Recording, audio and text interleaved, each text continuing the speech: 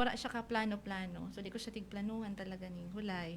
Bigla lang nag-sink in sa isip ko na, paano daw ako makakatabang or paano ko daw maano mga kabataan na maglaog sa Legion of Mary. So, since naisip ko, teacher ako, public school teacher, ginibo ko siyang avenue. So, profession ko, dinara ko po sa Legion of Mary sa eskwelahan. During that time, nagibo ako proposal para po ma-recognize sa Legion of Mary sa eskwelahan mi. Pina-approvean ko siya sa principal mi, sa former principal mi, sa Sir Roger Liave. And then, automatic, in-approve agad niya, opo.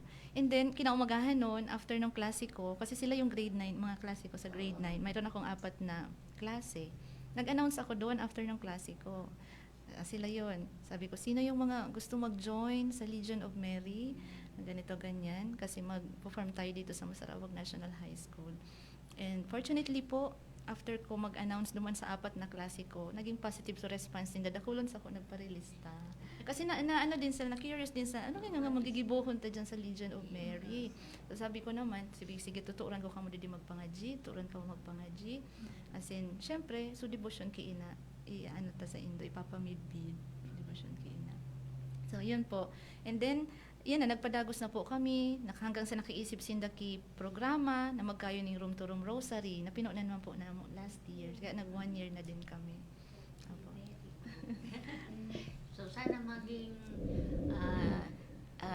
inspiration yan sa iba mo na mga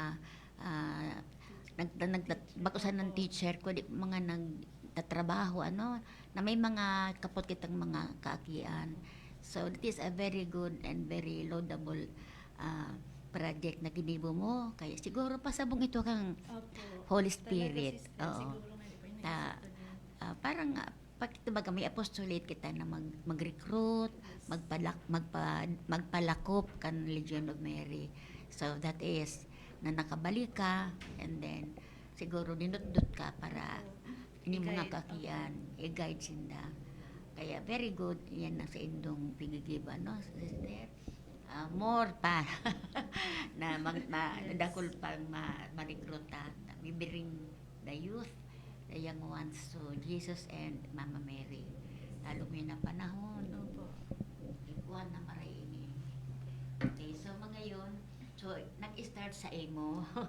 And then naglako. Mga yun, baga, siyempre, tatuyan man po niyan. Paano man maladaran mong iba na ikangani mo raman. So, magayon nun iyan.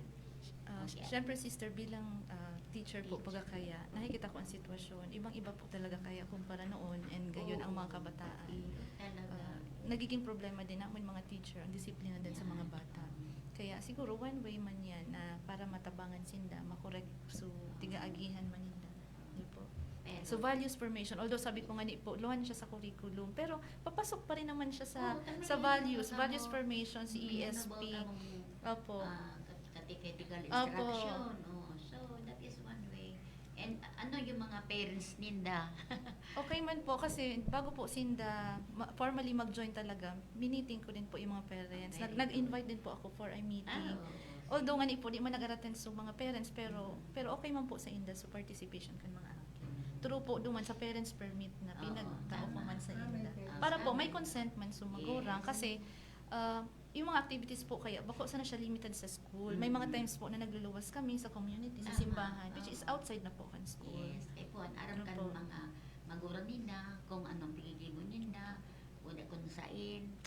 Kaya tama-tama, you are on the right track, sister. Ano man ang mga pagbabago, mga changes na na-obserbaran mo kag sinda naging sa Legion of Mary? Opo, actually, Sister Igwa. Kasi yung estudyante ko sila nung grade 9, siyempre bilang teacher, di man may iwasan sa pirming nagtuyaw kaki mga aki, mga usawayon, ayan sa mga, dyan sa mga di magrelimpia, kailangan pang utusan, opo. So, kasi si Sis Lorraine and Sis Pat, nasa advisory class ko sila noon. Palagi ko talaga silang every now and then, lagi ako nagre-remind. Opo. Tapos, after nila mag-join sa Legion, parang napansin ko din yung pagbabago sa kanila. Na-develop din sa kanila talaga yung disiplina. Very active na sinda sa mga tigigibo nila. Dako na sinda pabaya sa pagklase din. Kasi may mga times din na minsan na distract sinda. At isa nga na nagiging focus na din sinda. through the guidance, of course, of Mary. Yes. Normal Opo. yan. Kaya lang, yan na mga changes na yan. Opo. Importante man sa mga nag-i-interest sa Legion of Merit. Dapat, ang sa tuyang devotion, mahiling sa tuyang Opo. pagkabuhay, Mm-mm. sa tuyang ugali. Yes. Bako lang kita marian sa Opo. tataramo. Tataramo. But in Tito. our ways, mahiling kan iba na parang ka ng mga nag-ano kay Mama Mary Opo. na yan naiiba kaya sundo mo niya baga ang Legion of Mary 100 years na yan Opo. pa kaya yan na legacy na ni Frank daw i-ano tayo padalos. Ah, Okay, so paano nindaping ako na sinda iimbitaran mo na maging member kang Legion of Mary. How did you take it? Na ako impitan mo ko ni Madam na mag-interest sa Legion of Mary. Maski si Sai pwede magsimbag. Oo. Actually po, nung una po, medyo po overwhelmed man kami kasi actually po dati, bako man po talaga kami, bako man po talaga ako masasabi nindong maka-Diyos maray na ano. So, nagtutubod lang po ako pero kung baga, makita nyo lang po, bihira lang sa simbahan. Pero, nung invite po kami ni Madam, parang na-curious man po kaya ako kay ito na ano kaya sa mga bagay na pwedeng mangyari pag nag-intra ako kay ito. Well, magpunman po nung nag-intra ako, dakulon pong nangyari talaga. Actually, since sabi nga po ni Madam, naging self-discipline, yung mga responsibilities po, mas na, and sa ano po ni Ma'am Dayan, so kahit po magkakaiba kami ng edad or what, pantay-pantay man po liga yun so pag ano sa amin. That's all. Sepa. sige, gusto na yun mag-share. Sige na pa. Sobrang pa. Share mo sa ano na-feel mo na pinimitaran ka parang calling in-invite. yun. Oo. Ano po, sa di po kaya, para iba-iba na ako sa lola ko, mga rosary. Nung po nung maski din po kasi maga doon, kay ba ako pero ni mama, parang may mga-activity sa simbahan. Tapos parang, maski kay ba po ako, daman ako interest kung nagigimuninda. daman ako aram kung para istoryahan ninda. Pero nung po ako sa Legion of Mary, parang namatay ko na, parang bilong na ako sa inda, aram ko na po sa mga nangyayari.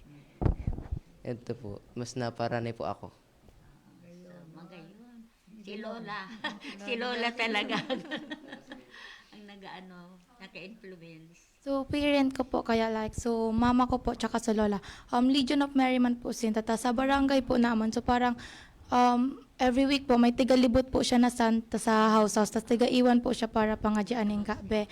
Tapos, nung digto po itong santa sa balay, parang, di man po ako nag-aintindi sa to kasi, di man po talaga ako tataw magpangadyi dati. Pero, since po nung nagyaya po si Madam Diana na kung daw po gusto mag-intra, so parang naisip ko po na what if mag-join po ako para matataw man po ako magpangadya kasi dakal na impact man po ito sa buhay natin. So nung pag-intra ko po, ito ko pong natataw magpangadya hanggang po nung pagbulta sa itong santa sa bahay. Ako na po nag-volunteer kay mama na sabi ko ako po mag-lead. Thank you po. Very good. Sa man po, magpon po nung nakaintra po ako sa Legion of Mary. Nabago po sa itong ugali ko po. Ang ano ko po kaya, di man po kaya ako sa ito nag-ano sa gurang ko po. Di man po ako sa ito po, di man po ako sa ito nagatubod. Dakal po kaya ako sa ito ning mga problema na pigaano po, lalo na sa family. Opo, ganun. Tapos nung nung nakaintra na po ako sa Legion of Mary, ito po, kadakal ko po natutunan, especially po dito sa mapigas sabi po ni Father, sa mga payo po ni Madam. Ito lang po. Ngayon, mga Oo, hindi nga. Hindi talaga, nag-work man sa inyo so, ni Mama Mary and the Holy Spirit. Okay. Yan. Okay. Yan yung mga changes talaga yun. Mga very positive. Sige. Dahil kukunta ko ng tabi, may diit na may patalastas kita duman sa technical room. Sige po.